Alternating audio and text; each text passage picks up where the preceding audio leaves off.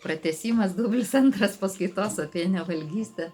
Mes toliau čia diskutuojam apie tai, kad kodėl vakare norisi valgyti ir būtent saldaus dažniausiai norisi. O todėl, kad organizmas susiorganizuoja tokias bakterijas, kai mes valgome kažką saldaus, kažką cukringo, kai mes valgom, organizmas organizuoja, kad jame atsirastų bakterijos, kurios valgo cukrų. Ir tada tos bakterijos prašo cukraus. Ir tada gaunasi, kad kuo daugiau mes to cukraus valgom, to daugiau mes jo ir norim. Bet vėlgi čia viskas priklauso nuo sąmonės būsenos. Jeigu, pavyzdžiui, mes pradedam medituoti, pradedam daryti pranajamą, kas keičia labai sąmonės būseną. Ir asanas netgi jau keičia sąmonės būseną.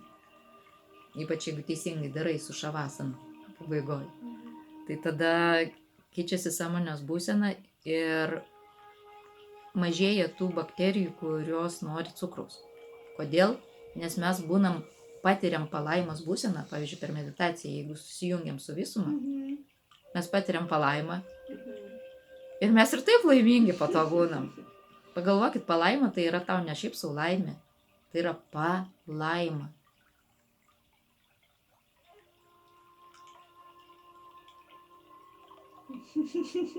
Tai yra, wow, tai yra kažkas kur kas daugiau ir tu nuo tos palaimos tu toks būni pasisotinęs, kad tu ilgą laiką net nenori nieko, jokių čia laimių tau nebereikia.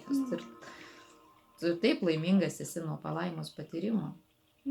Štai dėl ko verta medituoti ir štai dėl ko aš tiek daug laiko ir energijos skiriu ne tik tai šiai praktikai, bet ir pasakoti apie tai. Skleisti žmonėms, kad, taigi štai kur yra ta panacėja, sakykime. Tas raktas į laimę ir į sveikatą.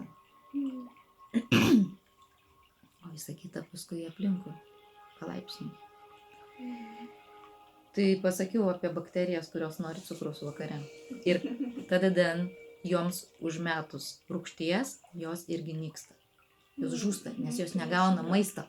Tada. Ir vėl. Viskas. Taip. Ir svarbiausia, kad kai išgeri rūgštaus, arba ar suvalgai rūgštaus, kaip tu sakai, kokių kopūstų raugintų, ne? Nebesinori to saldaus. Arba, pavyzdžiui, pastebėkit, jeigu manim netikit, o aš jums siūlau netikėti, o tiesiog pabandyti. Kai nori valgyti kažko saldaus, atsigerk. Arba vandens, arba dar geriau kažko rūgštaus. Ir pajaus, ar tu dar nori kažko saldaus. Ir tada pažiūrėsi. Tiesiog netikėkit manim, bandykit. Tai dublis antras įvyko.